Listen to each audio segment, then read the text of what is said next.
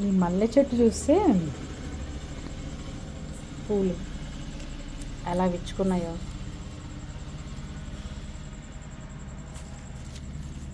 అమ్మమ్మ, బామ్మగారు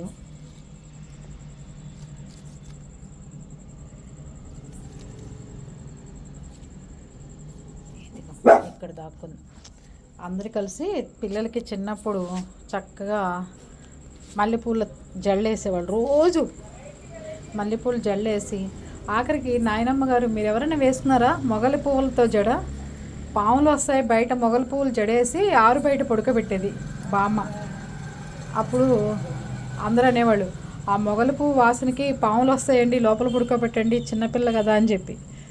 అయినా సరే బామ్మగారు లెక్క చేసేవాడు కాదు, పామా గీమా ఏం చేస్తాయి మన్ని అని. అందుకని మల్లెపూలన్నా మొగలి పువ్వులన్నా వాళ్ళ జ్ఞాపకాలు ఎక్కువ అనమాట నాకు. వాళ్ళు చిన్నప్పుడు నాకు ఎక్కువగా ఇంటికి పెద్ద కూతుర్నేమో బాగా గారాబంగా పెంచి మొగలి పువ్వులు వేయ జడలు, మల్లెపూలు జడలు వేయ ఇలా పెంచుకొచ్చింది నాయనమ్మ. అందుకే బామ్మ అంటే మంచి ప్రేమ.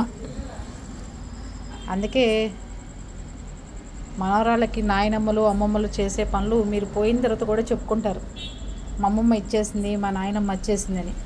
అర్థమైందా? అందుకని మంచి జ్ఞాపకాలు మిగల్చండి పిల్లలకి.